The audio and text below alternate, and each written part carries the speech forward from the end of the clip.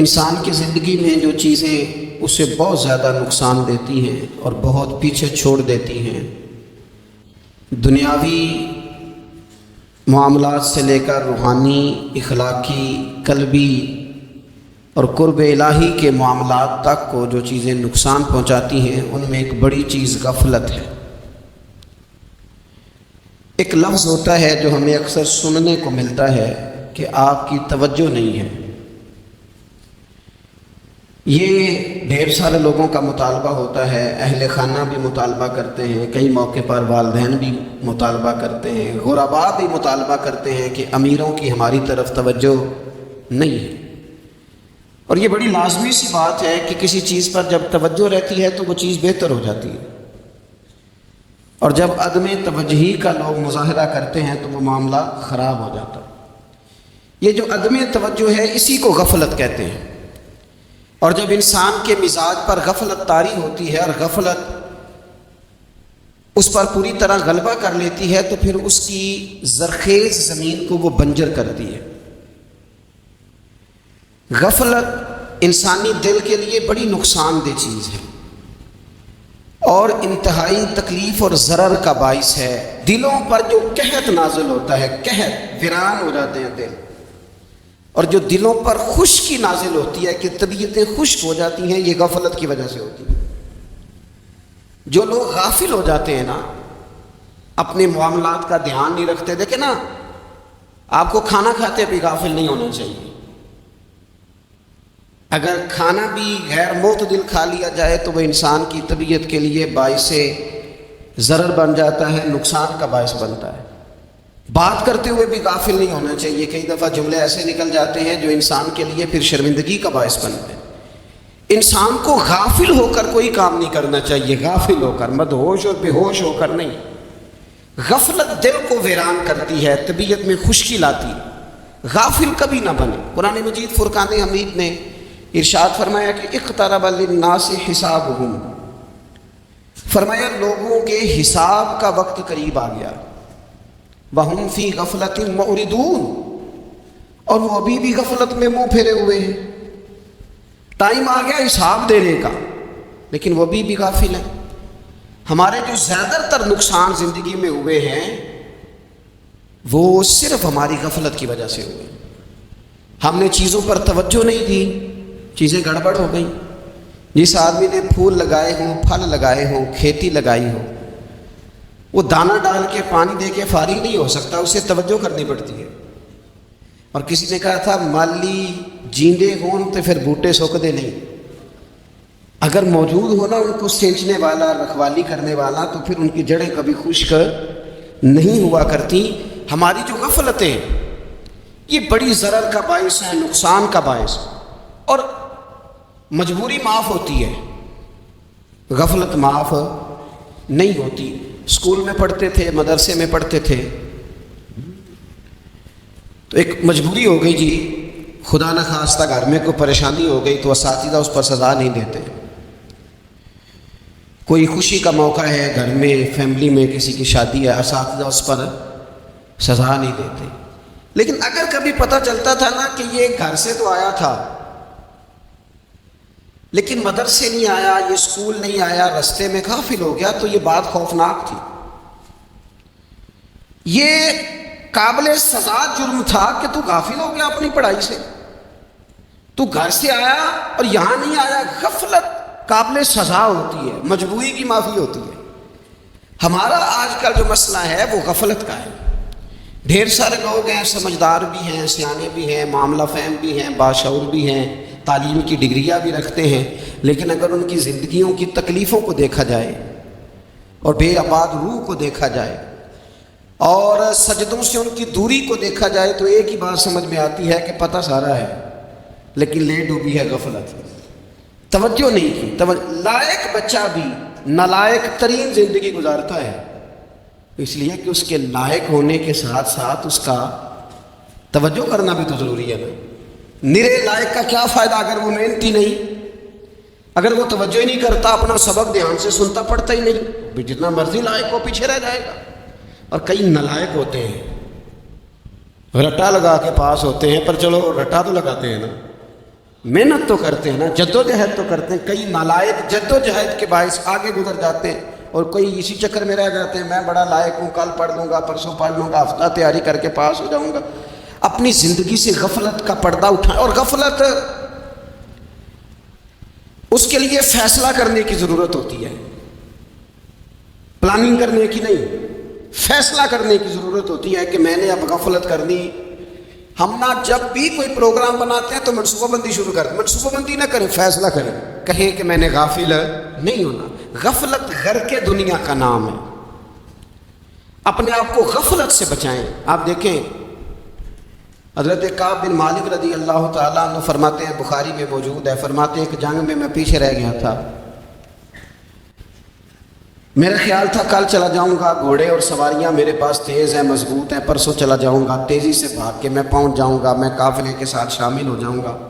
لیکن بس تھوڑی سستی ہو گئی، ذرا غفلت ہو گئی. آپ فرماتے ہیں جب سب لوگ چلے گئے حضور علیہ السلام کے ساتھ جہاد میں اور میں پیچھے رہ گیا، تو پھر جب چند دن گزر گئے اور محبوب کے واپس آنے کا ٹائم ہو گیا، تو اب میں غور کرتا سمجھتا تو مجھے مدینے میں یہاں بزدل لوگ نظر آتے. اور کون نظر آتے؟ جو منافق تھے. وہ منافق بزدل دکھائی دیتے، یا مجھے عورتیں اور بچے دکھائی دیتے. میں پریشان ہوا. حضور واپس آ گئے.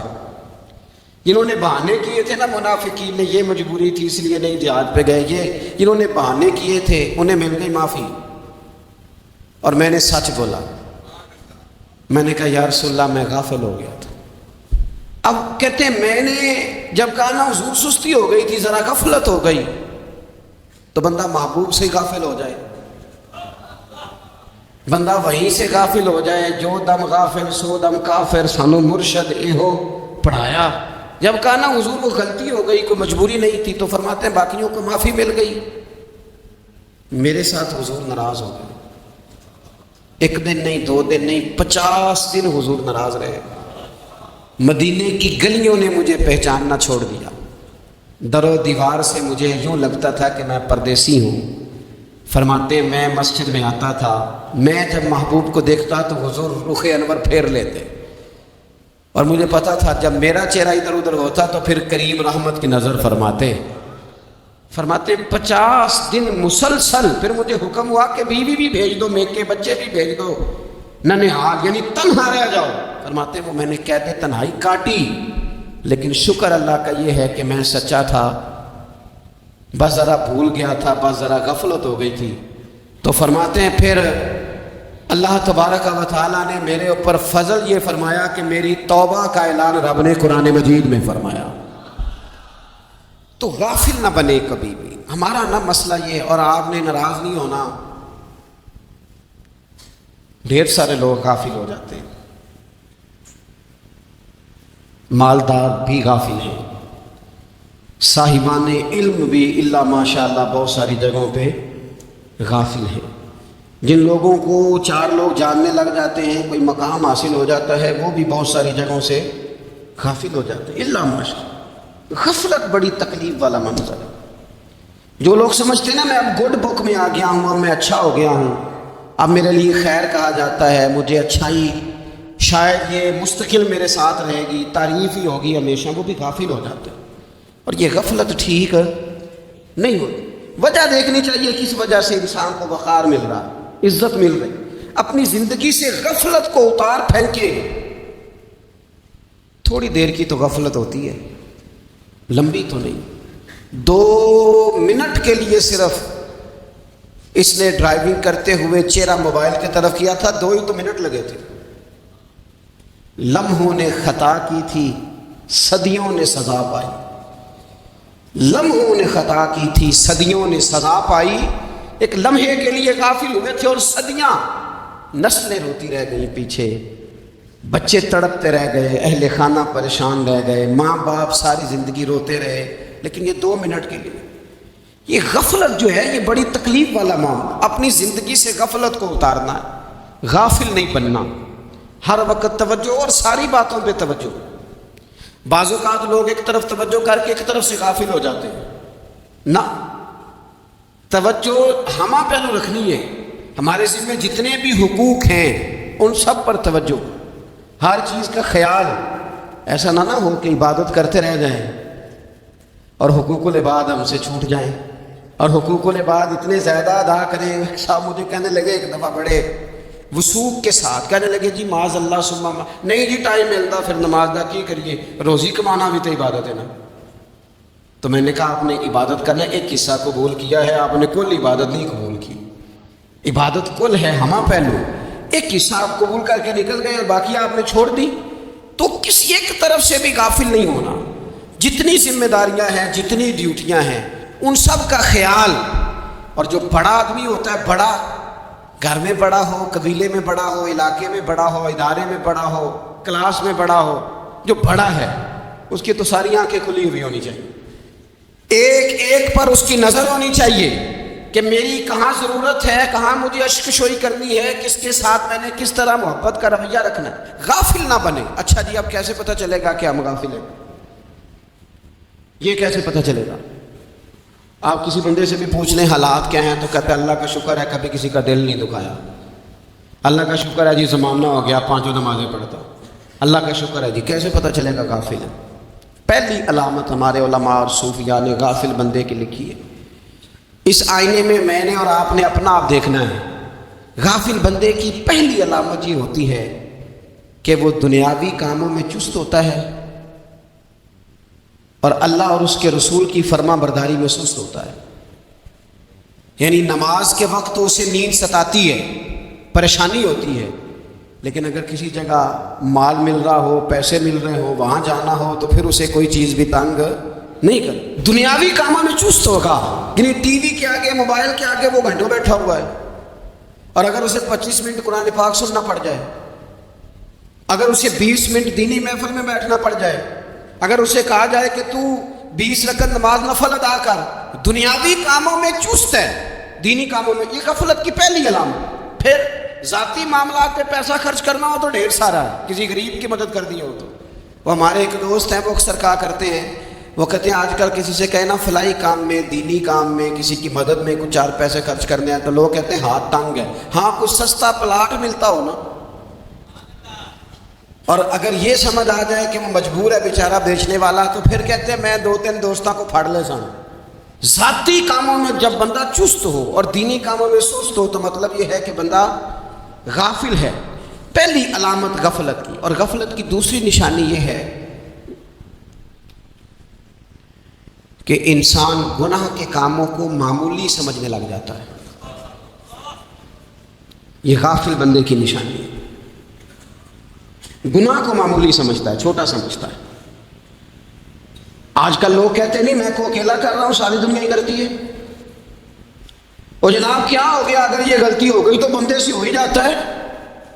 گناہ کو معمولی سمجھنا، چھوٹا سمجھنا، اور کہنا پھر کیا ہو گیا ہے، انسان سے غلطی ہو جاتی ہے۔ آپ دیکھ لیں کہ سینکڑوں بیسیوں گناہوں کا بوجھ ہمارے سروں پہ ہوتا ہے، لیکن کوئی ہمارا دبدبہ ہے، کوئی ہماری گفتگو ہے، کوئی ہمارے جملوں میں خود پسندی ہے، کوئی ریاکاری ہے، کوئی تسنع۔ یہ غافل بندے کی علامت ہے۔ نبی اکرم صلی اللہ تعالیٰ علیہ وآلہ وسلم نے فرمایا مومن اپنے گناہوں کو پہاڑ کی طرح سمجھتا ہے، یہ بخاری میں حدیث ہے۔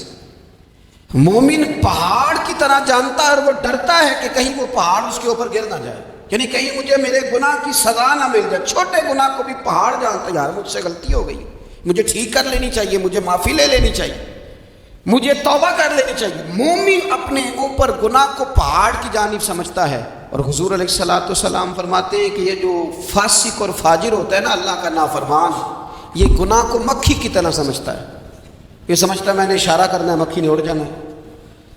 مومن کی علامت یہ ہے کہ وہ پہاڑ جانتا ہے، اگر غلطی ہو جائے تو پہاڑ۔ امام اعظم ابو حنیفہ رحمۃ اللہ علیہ گزر رہے تھے تو بارش ہو گئی تھی اور کوفہ میں کیچڑ تھا، تو آپ نے جو جوتے پہنے ہوئے تھے ان جوتوں سے چلتے ہوئے نا آپ کے پاؤں سے کچھ مٹی اڑی، تو سامنے ایک یہودی تھا، اب اس زمانے میں دیواریں کچی ہوتی تھی، اس کے دیوار پر جا کے وہ مٹی جو تھی وہ لگ گئی۔ اب امام صاحب بڑے پریشان ہوئے کہ میں نے اس کی دیوار کو آلودہ کر دیا۔ یہاں تو لوگ اپنی اینٹیں رکھتے رکھتے کئیوں کی دیواریں توڑ ہی دیتے ہیں، اور پھر وہ اس پر ماننے کو بھی تیار نہیں ہوتے، تسلیم کرنے کو بھی تیار نہیں ہوتے۔ وہ کہتے ہیں پھر کیا ہو گیا، اب ہمارا یہاں گھر ہے تو ہم نے ٹرالی منگوانی نہیں تھی، ہمارا حق بنتا تھا۔ امام صاحب کے پیروں سے ذرا کیچڑ اڑا، یہودی کی دیوار پہ لگا، اس کی کچی دیوار تھی۔ امام صاحب پریشان ہو گئے، سوچنے لگے کہ اگر میں دیوار سے یہ کیچڑ اتارتا نہیں تو یہ بھی زیادتی ہے، میں نے اس کی دیوار کو گدلا کر دیا، اور اگر میں اتارتا ہوں تو کچھ مٹی اس کی دیوار کی بھی اتر جائے گی، کچی دیوار ہے، یہ بھی زیادتی ہے۔ مومن گناہ کو پہاڑ کی طرح سمجھتا ہے کہ کہیں گر نہ جائے، اس کی بھی کہیں سزا نہ مل جائے۔ امام صاحب نے اس کے دروازے پہ دستک دی، وہ باہر آیا تو اتفاق سے وہ آپ کا مقروض بھی تھا، اس نے پیسے دینے تھے۔ باہر نکلتے کہنے لگا اوہو آپ تو قرض لینے آ گئے، میرے پاس تو ابھی گنجائش نہیں ادا کرنے کی۔ تو امام صاحب کہنے لگے تو قرض چھوڑ، وہ میں نے معاف کیا، میرے سے غلطی ہو گئی ہے، میں آ رہا تھا، لکڑی کے جوتے اس زمانے میں کھڑاؤں لوگوں نے پہنے ہوتے تھے، کہا وہ میرے پیروں سے ذرا کیچڑ اڑا ہے، تیری دیوار پہ لگ گیا ہے۔ اب میں بڑی دیر سے کھڑا سوچ رہا ہوں کہ اگر میں تیری دیوار صاف نہ کروں تو میں نے یہ میلی کر دی، گدلی کر دی، یہ بھی بات درست نہیں ہے، زیادتی، اور اگر میں اسے صاف کرتا ہوں کچی دیوار سے کچھ مٹی اتر جائے گی تو یہ بھی زیادتی ہے، اب تو بتا میں کیا کروں۔ تو بے موسمہ پھل تھا نا یہ، تو بے موسمہ پھل دیکھ کے بندہ حیران ہو جاتا ہے، جو باتیں روٹین میں نہ ہو رہی ہوں وہ ذرا انوکھی لگتی ہے، بندہ حیران ہو گیا، غور سے امام صاحب کا چہرہ دیکھنے لگا، غور سے چہرہ دیکھنے لگا، اور پھر تھوڑی دیر سوچنے کے بعد کہنے لگا حضور پہلے میں نے دین اسلام کے بارے میں پڑھا اور سنا تھا، آج میں نے دین دیکھا ہے۔ پہلے میں نے سنا تھا کہ دین اسلام اس طرح کا ہے، آج میں نے دین، ہم نہ پوری دنیا کے کافروں کو دین سنانا چاہتے ہیں، دکھانا نہیں چاہتے، ہم نیک نظر آنا چاہتے ہیں، نیک بننا نہیں چاہتے، ہم نیک نظر آنا چاہتے ہیں۔ نتیجہ کیا نکلتا ہے کہ کچھ عرصے کے بعد پتہ چل جاتا ہے بندہ کس لیول کا نیک ہے، کیا معیار ہے اس کی نیکیوں کا۔ کہنے لگا حضور پہلے میں نے دین سنا تھا، آج دیکھا ہے۔ آپ وہ مٹی کی دیوار پر جو کیچڑ لگ گیا ہے، دیوار کو بعد میں صاف کیجئے گا، پہلے کلمہ پڑھائیں تاکہ میرے اندر کا کفر صاف ہو جائے، ہم مجھے مسلمان کر دیں۔ تو غافل آدمی جو ہوتا ہے نا، وہ پھر تیسری بات، جب بندہ بہت زیادہ غافل ہو جاتا ہے پھر اعلانیہ گناہ کرنے لگتا ہے۔ ایک گناہ پھر اس کا اظہار گناہ، ایک بندہ حدیث پاک میں آتا ہے، ایک بندہ رات کو کوئی غلطی کرتا ہے، اللہ تعالیٰ اس پہ پردہ ڈال دیتا ہے، لیکن وہ سویرے خود لوگوں کو بتاتا پھرتا ہے میں نے یہ کیا، میں نے یہ کیا۔ جب آپ اظہار گناہ کرتے ہیں نا تو سامنے والا بھی دلیر ہوتا ہے، کہتے ہیں اس نے کیا میں کر لوں گا، تو پھر کیا ہوا۔ ہمارے علماء نے لکھا ہے کسی کی نماز قضا ہو جائے تو کسی کو بتائے نہ، قضا پڑھ ڈالے، اس کا جگہ جگہ ذکر نہ کرے۔ جب آپ کہیں گے نا میری قضا ہو گئی تو آپ کے ساتھ رہنے والا بچہ دوست سمجھے گا یار اس کی قضا ہو گئی ہے تو میری بھی ہو جائے گی، تو کیا ہو۔ گناہ کرنا بھی گناہ ہے اور گناہ کا اظہار بھی گناہ ہے۔ نبی اکرم صلی اللہ تعالیٰ علیہ وآلہ وسلم نے ارشاد فرمایا میری ساری امت کو معافی مل جائے گی سوائے ان لوگوں کے جو اعلانیہ گناہ کرتے ہیں۔ یہ بخاری مسلم دونوں میں حدیث موجود ہے۔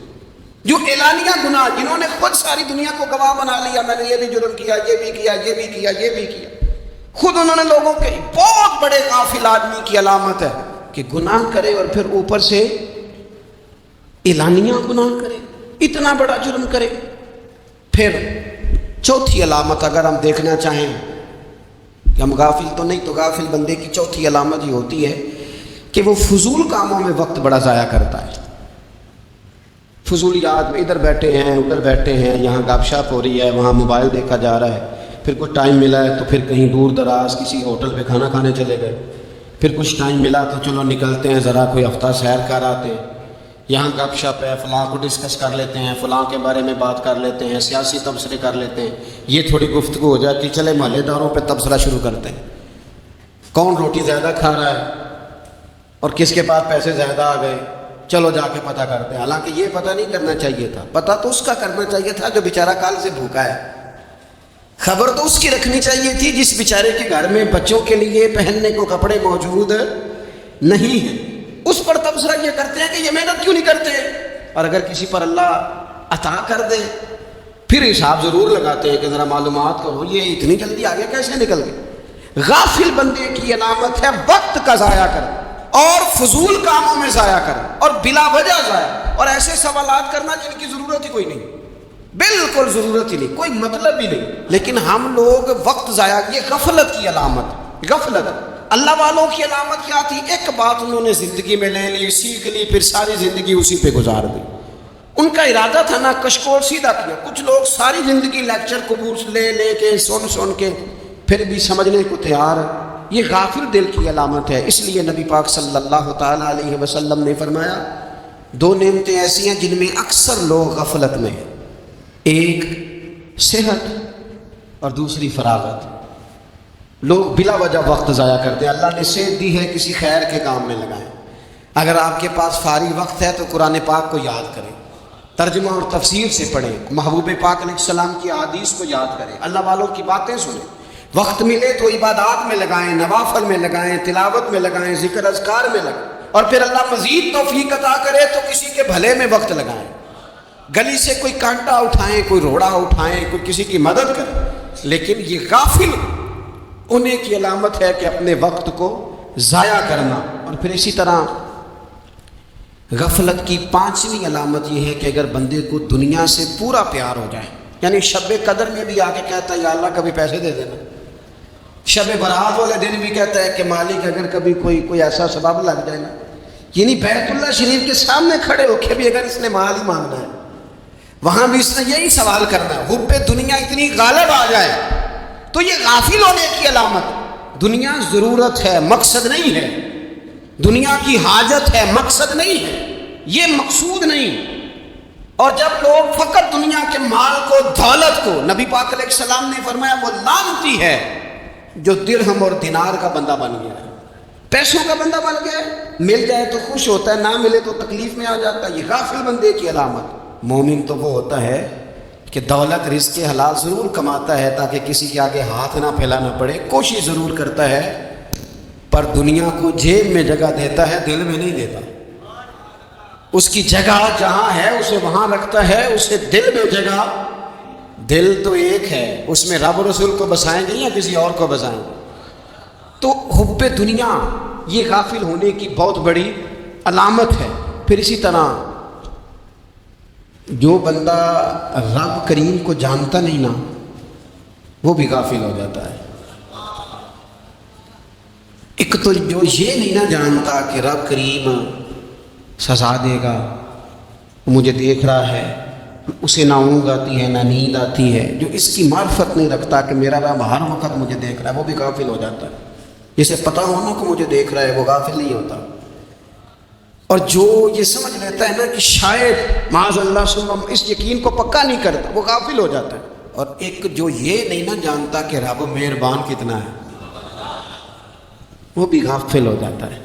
مجھے بتائیے سب سے زیادہ تو بندہ اس کے دروازے پہ جاتا ہے نا جو سب سے زیادہ مہربانی کرنے والا ہو، اس دروازے سے بندہ اٹھتا ہی نہیں۔ تو جس کو یہ یقین ہو جائے نا سب سے زیادہ کرم فرمانے والی ذات اللہ رسول کی ہے، وہ کبھی رب رسول سے غافل نہیں ہوتا، وہ کبھی اللہ رسول کا دروازہ چھوڑ کے نہیں جاتا، وہ کبھی کسی اور جگہ جا کے پناہ تلاش نہیں کرتا۔ جسے پتہ چل جائے نا وہ کریم کتنا ہے، مہربان کتنا۔ ملا رومی رحمت اللہ علیہ فرماتے ہیں بہت بڑا مجرم تھا ایک بندہ، بہت بڑا گناہگار تھا، بت کو پوجتا تھا، تھک گیا، ساری رات بت کے سامنے کھڑا تھا، معاذ اللہ یا صنم یا صنم یا صنم کہتے، تھک گیا، نیند آ گئی، اونگ آ گئی۔ جب پوری طرح نیند آ گئی اور دماغ پہ نیند قبضہ کرنے لگی تو اس کے منہ سے نکل گیا، صنم صنم کہہ رہا تھا نا، نکل گیا یا صمد، او بے نیاز مالک۔ رب کریم نے فرشتوں سے فرمایا دوڑ کے جاؤ، جو کہتا ہے اسے دے دو۔ فرشتے کہنے لگے مالک تو بت کو پکار رہا تھا، اس نے تو غلطی سے نام لیا ہے۔ فرمایا مجھے نہیں پتا، لیکن دیکھو نا اس نے مجھے پکارا تو ہے نا، کتنی دیر سے جھوٹے کو پکار رہا تھا، اس کا معاملہ حل نہیں ہوا، اب اگر سچے کو پکارنے پہ بھی حل نہ ہوا تو فرق کیا رہ جائے گا؟ دے دو جو مانگتا ہے، دے دو۔ میرے دوست گر پتہ چل جائے وہ کریم کتنا ہے، وہ مہربان کتنا ہے۔ میرے رسول پاک علیہ الصلوۃ والسلام نے تو فرمایا تیری آنکھ سے اگر اس کے خوف سے اتنا آنسو بھی نکل گیا جتنا مچھر کا پر ہوتا ہے، تو جس طرح بھینس کے تھنوں سے نکلا ہوا دودھ واپس تھنوں میں نہیں نہ جاتا، جو اتنا بھی روئے نہ روئے اللہ کے خوف سے، وہ بندہ دوزخ میں نہیں جائے گا۔ थोड़ी देर के लिए डर जाए अपने रब से, आए तो सही। अदम मार्फत गफलत पैदा करती है, तो आ तो सही, वो तो करीम ही बड़ा है, वो तो मेहरबान ही बड़ा है। हजरत ज़ुनैरा रदी अल्लाह ताला अन्हा हुजूर की सहाबियाँ हैं। अय्याम जो मक्के के थे मुसलमानों पर बड़ी आजमाइश के थे, उन्हें बड़ा मारा कुफार ने, इतना मारा कि उनकी बिनाई चली गई, नजर आना बंद हो गया। काफिरों की औरतों ने ताना दिया कि तूने हमारे बुत छोड़े हैं ना, तो देखना तेरी बिनाई चली गई। तो जनाब ज़ुनैरा अल्लाह पे भरोसा, तवक्कुल, मार्फत इलाही का जज्बा, उठ के खड़ी हो, कहने की चुप करो, तुम्हारे झूठे बुत क्या कर सकते हैं, मेरा रब चाहे तो सुबह जब मैं उठूं तो मेरी आंखें रोशन हो, अगर करीम करम कर दे। लोग कहते हैं वाकई ऐसा हुआ, जब वो सवेरे उठी तो अल्लाह ने उनकी रोशनी वापस कर दी। तुझे पता चल जाए ना वो मेहरबान कितना है। वो एक बुजुर्ग थे, तो उनसे किसी ने कह दिया कि अगर आपका हिसाब आपके माँ बाप के ज़िम्मे हो जाए तो फिर कैसा, पूछने के लिए क़यामत में अगर माँ बाप हिसाब लें तो फिर कैसा।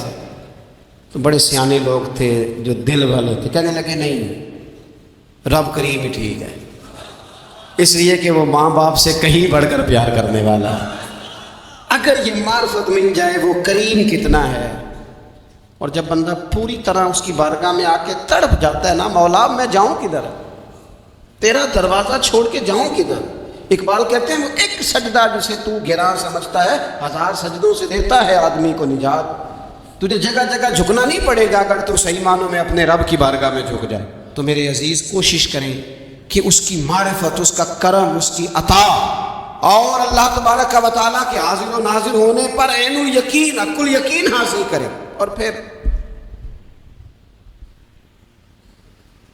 8वीं बात यह है कि गाफिल लोगों की सोबत भी बंदे को गाफिल कर देती है। गाफिलों की सोबत में न बैठे, उनकी सोबत में बैठे, इनके पास बैठने से दिल में रब रसूल की मोहब्बत पैदा होती है। गाफिलों से बचें। चंगियां दे लड़ लगी सां ते झोली च फुल पे, तो जदों मैं भैड़ियां दी संग रल गई तो मेरे अगले भी डुल गए। बुरे आदमी की सोबत बंदे को गाफिल कर देती। गाफिलों की सोबत में कभी ना बैठे, कभी नहीं। गाफिल आदमी आपको गाफिल कर देगा। मेरे नबी पाक अलैहिस्सलाम ने फरमाया इंसान अपने दोस्त के मजहब पर होता है। ये बहुत बड़े लफ्ज हैं। फरमाया अलमरउ अला दीन खलीलिही, इंसान अपने दोस्त के मजहब पर होता है। तू देख तूने दोस्त किसको बनाया, जो तेरे दोस्त का मजहब होगा वही तेरा हो जाएगा। हमने दोस्त बनाया ना गौस पाक जिलानी को, हमने यारी लगाई है ना दाता अली अजमेरी से, हमारी निस्बत है ना मोइनुद्दीन अजमेरी से, हमारा ताल्लुक है ना बहाउद्दीन ज़करिया मुल्तानी से, हमारा रिश्ता है ना हज़रत मुजद्दिद अल-फ़ैसानी से, हम मानने वाले हैं ना आला हज़रत बरेलवी के। हमारा ताल्लुक है कभी जमाते अली से, कभी मेहरे अली से। हमारा इनसे ताल्लुक है तो सुबह शाम हमारी जुबान पर रहता है बालगल गुलाब कमाली कशफत दुजाब जमाली हसनत जमीओ खिसाली सल्लू अलैहि व आलिहि। इनसे ताल्लुक जुड़ा है ना तो कई दफा तन्हाइयां तड़पा देती हैं और तड़प के कहते आज सिख मित्रां दी वधेरी, आज सिख मित्रां दी। सिख कहते हैं उडीक को, मित्र कहते हैं महबूब को। अज सिख मित्रां दी वधेरी है, क्यों दिलड़ी उदास घनेरी है, लू लू विच शौक चंगेरी है। अज नैना लाइयां क्यों झड़ियां, सुबहान अल्लाह सुबहान अल्लाह सुबहान अल्लाह। पहले कहते हैं सिख मित्रां दी वधेरी है यानी उदास हो, फिर हुजूर के जलवों पे नजर करते हैं, कहते हैं सुबहान अल्लाह सुबहान अल्लाह। माँ अजमला का, माँ अहसाना का, माँ अकमला का। और फिर फौरन कहने लगे ओ किथे मेहरे अली, ओ किथे मेहरे अली, किथे मेहरे अली ते किथे तेरी सना। अब देखो मुश्ताक अखी किथे जाड़ियां बलगल गुलाबे कमाल का शफत दुजाबे। और मेरे आला हज़रत कहने लगे सरवर कहूँ कि मालिक मौला कहूँ, باغ خلیل کا گلے زیبا کہوں تجھے، تیرے تو وصف عیب تناہی سے ہیں بری، حیران ہوں میرے شاہ میں کیا کیا کہوں تجھے۔ غافل آدمی کی علامت ہے برے لوگوں کی صحبت میں، خبردار ان کے پاس نہ بیٹھنا جن کے پاس بیٹھنے سے تمہارے دلوں میں اولیاء اللہ کے بندوں کی عداوت پیدا ہو۔ خبردار ان کے پاس نہ بیٹھنا جن کے پاس بیٹھنے سے تمہارے دلوں میں حضور کی اولاد پاک کے بارے میں شک پیدا ہو۔ خبردار اس شخص کے پاس نہ بیٹھنا جو امام حسین ابن علی کے بارے میں کوئی کمزور بات کرتا ہو، بچنا۔ خبردار اس سے بچنا جو حضور کے صحابہ کے بارے میں بات کرے، بچنا اس سے۔ جو سیدنا ابو بکر صدیق کے بارے میں دیکھو کیا مقدر ہے صدیق و فاروق کے، جن کے گھر ہی رحمتوں کے خزینے میں، بھلا کیا کہا نبی پاک؟ حضور نے فرمایا میرے اوپر جس نے نیکی کی تھی بدلہ دے دیا ہے۔ یہ جو میرے ابو بکر صدیق ہے نا، ان کو میں اللہ کی بارگاہ میں لے جاؤں گا، کہوں گا مالک تو ہی بدلہ عطا فرما۔ ایک ہاتھ میں جناب صدیق کا ہاتھ پکڑا، ایک میں حضرت عمر کا ہاتھ پکڑا، اور حضور مسجد نبوی سے باہر آ رہے ہیں۔ دیکھنے والے کی زبان سے بے ساختہ سبحان اللہ نکل گیا، کیا شان ہے، کیا مقدر ہے۔ تو حضور علیہ السلام روک گئے، روک کے فرمایا تو حیران ہو رہا ہے نا، تو حیران ہو رہا ہے نا کہ میں نے ایک ہاتھ میں ابو بکر کو پکڑا ہے، ایک میں عمر کو پکڑا ہے۔ فرمایا قیامت میں جب میری قبر کھلے گی تو میں اسی طرح قبر سے نکلوں گا، اس طرح میدان محشر میں آؤں گا۔ خبردار حضور وفاداروں کے وفادار رہنا، ان کے وفادار رہنا بڑا عجیب دور آیا ہے۔ ہم نے یہ دور دیکھا ہے کہ لوگ حضور کے صحابہ کے بارے میں بھی بات کریں گے، اب نبی پاک کی اولاد پاک کے بارے کو بھی ڈسکس کیا جائے گا۔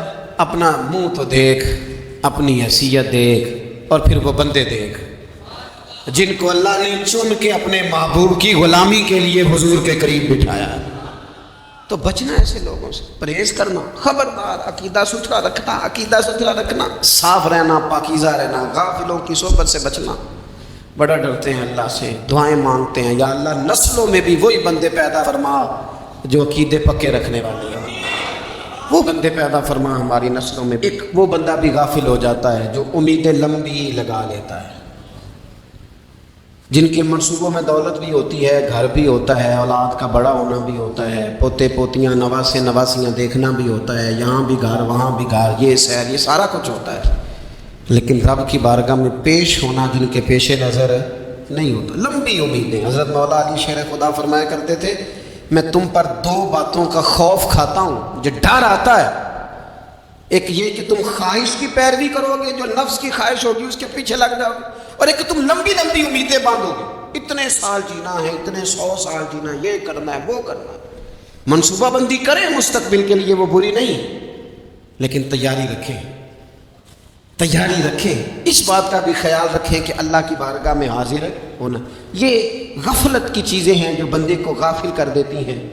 جو لوگ اللہ کا ذکر نہیں کرتے وہ بھی غافل ہو جاتے ہیں، اور جو فضول باتیں زیادہ کرتے ہیں نا، ہنستے زیادہ ہیں۔ فَلْيَضْحَكُوا قَلِيلًا وَلْيَبْكُوا كَثِيرًا، قرآن کہتا ہے زیادہ رویا کرو، کم ہنسا کرو۔ نبی پاک علیہ الصلوۃ والسلام سے پوچھا تھا حضرت عقبہ بن عامر نے کہ یا رسول اللہ نجات کس چیز میں ہے؟ تو نبی پاک علیہ الصلوۃ والسلام نے فرمایا ایک تو اپنی زبان قابو میں رکھو، دوسرا فرمایا اپنے گھر میں ٹھہرے رہو، تمہارا گھر تمہارے لیے کافی ہو، فضول نہ نکلو گھر سے، اور تیسرا فرمایا اپنی خطاؤں پہ رویا کرو۔ کثرت کلام اور فضول کلام اور بلا وجہ بندے کو غافل کرتا ہے، دل کو سخت کرتا ہے۔ یہ چند چیزیں ہیں جو انسان کو غفلت میں ڈالتی ہیں۔ اپنے آپ کو ان چیزوں سے بچائیں اور غفلت کو توڑیں۔ آپ کے ذمے، میرے ذمے جو حقوق و لباد ہیں ان کا پتہ کریں، جو اللہ رسول کے حقوق ہیں ان کی خبر دیکھیں، ہماری جو ذمہ داریاں ہیں ہم کس طرح انجام دے رہے ہیں اس پر توجہ کریں، اپنے معاملات کو ٹھیک کریں۔ ہم انسان ہیں، کوتاہیاں تو رہ جائیں گی، لیکن جب کوشش کریں گے تو پھر رب تعالیٰ مدد بھی فرمائے گا۔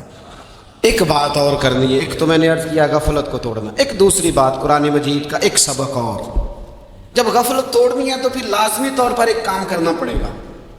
میں نے یہ عرض کیا تھا کہ پلاننگ نہیں کرنی، فیصلہ کرنا ہے. تو فیصلہ کرنا ہے تو کرنا کیا ہے؟ پھر قرآن حکیم نے سورہ بقرہ میں کہا فاستبقوا الخیرات،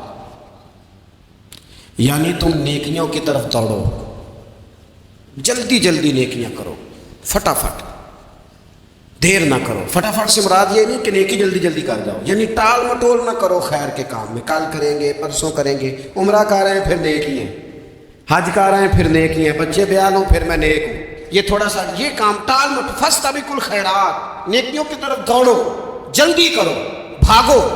نبی پاک صلی اللہ تعالیٰ علیہ وسلم نے فرمایا 5 چیزوں سے پہلے غنیمت جانو. حضور علیہ الصلوۃ والسلام فرمانے لگے ایک تو تم جوانی کو نہ بڑھاپا آنے سے پہلے پہلے غنیمت سمجھ لو. نبی کریم صلی اللہ تعالیٰ علیہ وآلہ وسلم ارشاد فرمانے لگے کہ اپنی صحت کو غنیمت جان لو بیماری آنے سے پہلے پہلے. پھر حضور علیہ الصلوۃ والسلام فرمانے لگے اگر اللہ نے تمہیں مال دیا ہے، وسعت دی ہے، تو نیکی کر لو، خرچ کر لو اللہ کے راستے. خدا نہ خواستہ تم پر غریبی آ جائے. اور پھر حضور سید عالم صلی اللہ تعالیٰ علیہ وسلم فرمانے لگے اگر تمہیں اللہ نے کچھ فراغت دی ہے، بہت زیادہ مصروف نہیں ہو، تو غنیمت جان لو، جلدی سے نیکی کر لو قبل اس کے کہ تم مشغول ہو جاؤ. اور 5ویں بات حضور نے بیان کی، فرمایا زندگی کو غنیمت جانو موت آنے سے پہلے پہلے. جلدی سے نیکی کر لو. نیکی کے لیے ساری زندگی منصوبہ بندی نہ کرتے رہو. نیکی کے لیے دیکھو نا، ہماری زندگی میں یہاں دنیا میں رہ کے چند منٹوں میں وہ نیکی کی جا سکتی ہے جو قیامت کے بعد صدیوں کا ہمارا فائدہ کرے، صدیوں کا فائدہ کرے. کرتے نہیں، پلاننگ کر رہے ہیں، منصوبہ بندی کر رہے ہیں، بس تیاری کر رہے ہیں، بس حضرت آپ دعا کر دیں، اللہ تعالیٰ دعائیں بھی قبول فرمانے والا. لیکن جو نیکی نصیب ہوتی ہے اسے جلدی سے کر گزرے، اسے فٹافٹ کریں. میں ایک گاؤں میں گیا، اب تو خیر وہ دور نہیں رہا، یہ 10-15 سال 20 سال پہلے نا جو نوجوانوں کی مصروفیات ہوتی تھیں ان میں سے ایک مصروفیت یہ ہوتی تھی کہ گندم لے کے چکی پہ جانا، آٹا پسوا کے لانا. یہ ایک بڑی، چونکہ سبھی گھروں کے اندر سال کے لیے گندم سٹاک کر لی جاتی تھی، تو گندم لے کے جانا یہ ایک ڈیوٹی ہوتی تھی. ایک نوجوان ایک گاؤں میں، اس کی مجھے تعریف سننے کو ملی. تو ایک بوڑھی اماں کہنے لگی یہ تو بڑا نصیباں والا ہے، سارے نے آٹا پہ آ لے ہوں گے. اور آتے جاتے پوچھ لیتا ہے کہ اماں، کوئی کہنے لگی میرے بچے باہر ہوتے ہیں، یہ مجھے دوائی بھی لا دیتا ہے شوگر کی، میں مریضاں ہوں. یعنی خیر جتنی ہو سکے جتنی.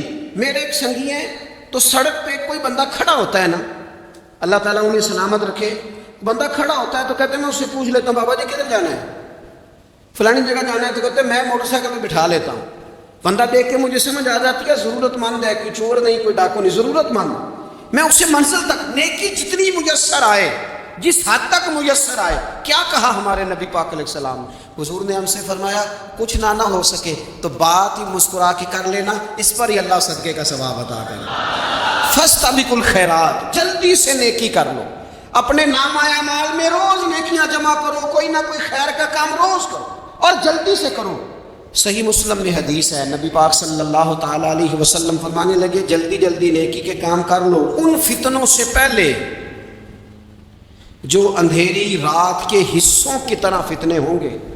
فرمایا اس وقت حال یہ ہوگا کہ آدمی صبح مومن ہوگا، شام کو کافر ہو جائے گا، شام کو مومن ہوگا تو صبح کافر ہو جائے گا.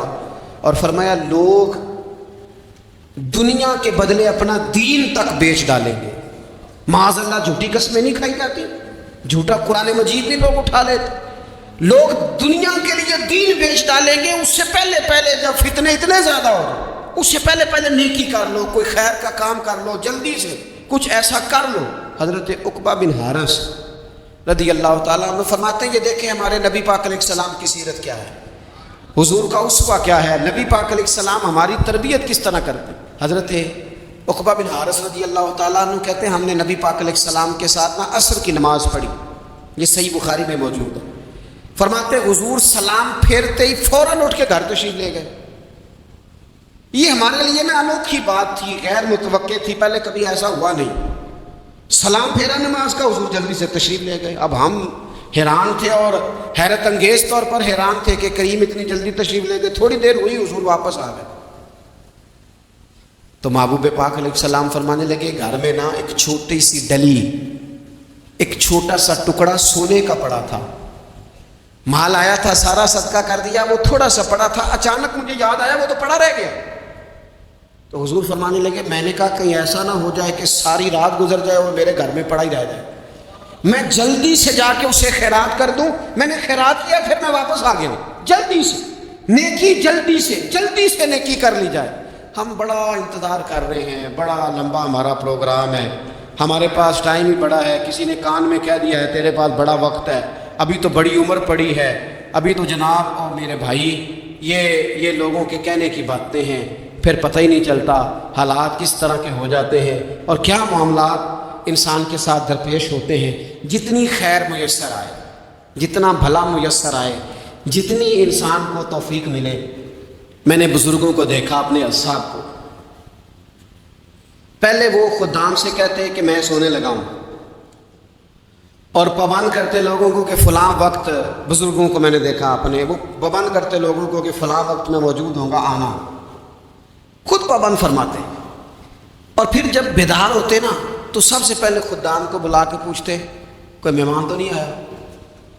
وہ جناب آپ نے خود ہی تو پابند فرمایا فلاں دن آنا۔ کہنے لگے چل یار اگر کوئی آیا تو مجھے ملا لو، میری ملاقات کرا لو۔ کیوں؟ اس لیے کہ دور سے آیا ہے، مجھ سے ملنے آیا ہے، کوئی خیر کی بات سیکھنے آیا، چلو میرے نام و اعمال میں کوئی نیکی جائے گی، کچھ نہ کچھ خیر جمع کر لی جائے، کچھ نہ کچھ ڈیوٹی کر لی جائے، کچھ کام کریں اور جلدی سے کریں۔ حضرت جابر بن عبداللہ انصاری رضی اللہ تعالیٰ عنہ بیان کرتے ہیں، یہ بھی بخاری میں موجود ہے، کہتے ہیں ایک صحابی نا نبی پاک علیہ السلام کی بارگاہ میں حاضر ہوئے غزوہ احد کے موقع پر، اور حال ان کا یہ تھا کہ وہ کھجور کھا رہے تھے،